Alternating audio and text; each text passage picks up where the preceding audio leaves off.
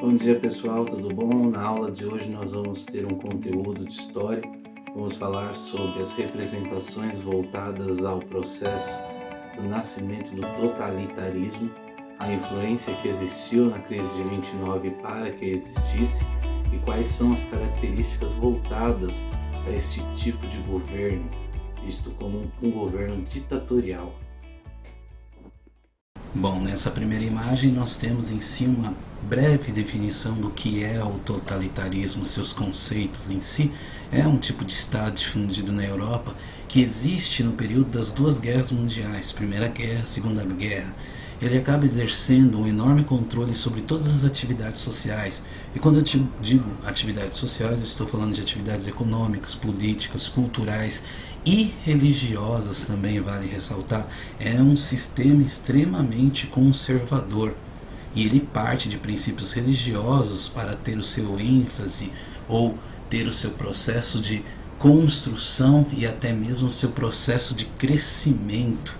A grande direção em si, ou é a direção do aparelho estatal que está no cargo de um único partido político ou de um único chefe. Então, o que é o sistema totalitário? O sistema totalitário vem da palavra total, o poder total a um único sujeito, a um único partido, a um único chefe. Chefe esse que está interligado diretamente aos elementos formadores que surgem no fim da Primeira Guerra Mundial e que trazem a consequência dentro da crise política, econômica e social dentro dos países europeus. E de que crise que eu estou falando? Da crise mundial de 1929. Vale ressaltar que essa crise mundial ela acaba trazendo ênfases positivos e até fazendo com que o processo de um sistema totalitário tivesse mais objetivo dentro da vida de um cidadão, principalmente dentro da Alemanha. Afinal, a Alemanha foi obrigada a assinar o Tratado de Versalhes.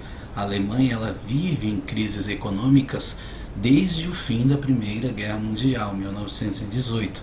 E este processo de crise de 1929 acaba mostrando em si o crescimento de um outro sistema governamental, que é esse sistema totalitário. Começam a surgir algumas imagens carismáticas, alguns personagens históricos dentro desta Alemanha, e estes personagens acabam impulsionando em si esta Alemanha desesperada, esta Alemanha que sofre com a crise, que sofre com a fome, que sofre com o desemprego, a verem nesse sujeito um herói, um Messias, um Salvador. Nascem também os avanços das ideias socialistas e a experiência do fascismo italiano sob a direção de Benito Mussolini. E o que viria a ser esta crise de 1929 que acaba impulsionando o nascimento desses sistemas totalitários? Uma das principais características é a diminuição do consumo. O aumento do salário, na maioria das vezes, é muito menor do que o aumento da produção. Nisso acaba gerando o estoque gera a falência das empresas. Isso é muito interessante, como se estudar a crise de 1929 e entender esta crise. Ela só existiu porque em determinado momento estava se produzindo mais do que estava se consumindo. Quando se gera estoque, automaticamente existe um processo de crise. Outra característica é a superprodução agrícola. A ideia da superprodução agrícola acaba sendo contrária ao sistema industrial, afinal é a indústria que acaba impulsionando este novo processo econômico. E se a produção agrícola é muito maior do que a produção industrial, é claro que a produção industrial vai entrar em crise. E um outro motivo em si que está interligado diretamente à crise de 29 foi o crash da Bolsa de Valores de Nova York, onde mostra um excesso otimismo referente ao crescimento industrial norte-americano, a supervalorização às ações de muitas empresas, supervalorização esta superior ao capital real das empresas. Isso é muito interessante, as pessoas acabam vendo a oportunidade de enriquecer através do processo de produção industrial e elas começam a investir demais dentro deste processo de produção industrial. Só que infelizmente existe um crash, uma queda da Bolsa de Valores, e de um dia para outro esses grandes empresários Essas pessoas que investiram suas fortunas dentro dessas indústrias que sofreram esta queda dentro da Bolsa de Valores acabam perdendo todo o seu capital. É um investimento em cima de algo que eles acreditavam que valeria a pena, porque a economia vinha muito bem, a Bolsa de Valores vinha muito bem, e de uma hora para outra isso tem um déficit profundo, uma queda profunda, e todo o investimento que eu tinha eu acabei perdendo junto com isso. Muitos empresários acabaram vendendo casas, vendendo indústrias, empresas para investir nesta Bolsa de Valores, e quando a Bolsa quebrou, eles ficaram sem o seu capital e sem os seus recursos ou as suas propriedades privadas. Um filme que eu acabo até indicando para que a gente consiga compreender melhor este processo que levou a Grande Depressão de 1929 com a queda da Bolsa de Valores, é o filme de Martin Scorsese, conhecido como O Lobo de Wall Street. E é daí que origina o fascismo. Afinal, o fascismo, principalmente o italiano, ele nasce frente ao processo de inflação, ao enorme desemprego, e há um nacionalismo exaltado dentro disso. Daí surge já um personagem histórico conhecido como Benito Mussolini. Dá surgimento, pós a Primeira Guerra Mundial, a grande crise em si econômica da Itália pós-guerra fez desenvolver o Partido Socialista. Existia um Partido Socialista dentro da Itália, só que esse Partido Socialista ele acaba sendo perseguido por esse outro partido de cunho nacionalista, que seria o Partido Fascista de Benito Mussolini. E aí nós temos uma bandeira italiana com o símbolo do fascismo. O fascismo em si é a representação do que está no centro da bandeira. É em si várias vigas amarradas em si por um cordão com um machado no centro. Qual é a simbologia disto?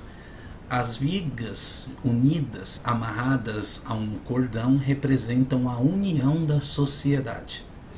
Uma sociedade unida. E uma coisa que é interessante, o machado é a representação do temor desta sociedade, que no caso seriam as vigas, mas também da proteção desta sociedade. Então nós temos alguém no centro que representa o temor das pessoas que são contrárias a essa união, mas a segurança das pessoas que são favoráveis a esta união. E é dentro deste conceito histórico que nasce o Partido Fascista junto ao seu líder, Benito Mussolini. Ele monta em si as suas esquadras, que são as tropas de choque do partido que utilizam da violência contra seus adversários. O fascismo em si será fortalecido pelo apoio da classe média e da grande burguesia. São em si as classes mais conservadoras que existiam na Itália naquele período. Eles eram temerosos à agitação social que tomava conta do país. O acesso ao poder deu-lhes em outubro de 1922, após a exibição da Força dos Camisas Negras, a chamada Marcha sobre Roma. Os Camisas Negras são a representação mais fiel do que é o fascismo, e a Marcha sobre Roma acontece em 1922. O que foi a Marcha sobre Roma?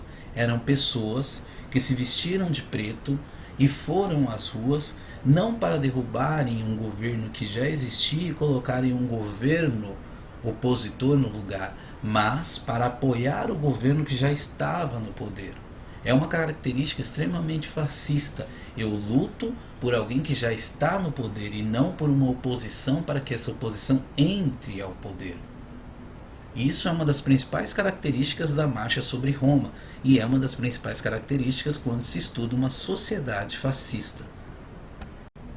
As principais características desse fascismo italiano estão previstas dentro da assinatura do Tratado de Latrão, em 1929, onde existe a obrigatoriedade, um acordo entre o Estado e a Igreja para que, se a Igreja acabasse aceitando que a Itália se unificou pós-guerras e batalhas de sua unificação. Outra característica é a organização de um Estado corporativo, profissionais do mesmo ramo formam uma corporação de patrões e empregados. Isso é muito interessante. Quando existe o conceito de corporativo, a empresa corporativa, o patrão e o empregado eles têm a mesma linha tênue de produção ou a mesma linha tênue de conhecimento. Claro que isso é uma visão extremamente utópica ou é até deformada dentro de um estudo do trabalhador. Afinal, dentro de qualquer processo de produção, o operário é operário e o patrão é patrão. Mas dentro deste conceito de Estado corporativo, eles acabam em si criando uma representatividade falsa de que o patrão e o operário, o empregado, estão na mesma linha, ou são as mesmas pessoas, ou têm os mesmos significados. E quando o empregado se vê no patrão e o patrão se vê no empregado, acabam-se as lutas de classe. Isso é muito interessante. E por que é interessante? Porque as pessoas, infelizmente, acabam muitas das vezes identificando o fascismo como características voltadas ao comunismo ou características voltadas a pensamentos de viés de esquerda. E isso não é. A esquerda ou o comunismo acaba sendo estudado através dos processos da luta de classes, como diria o pensador Karl Marx. A sociedade em si é voltada à luta de classes. A luta de classes é em si a engrenagem histórica.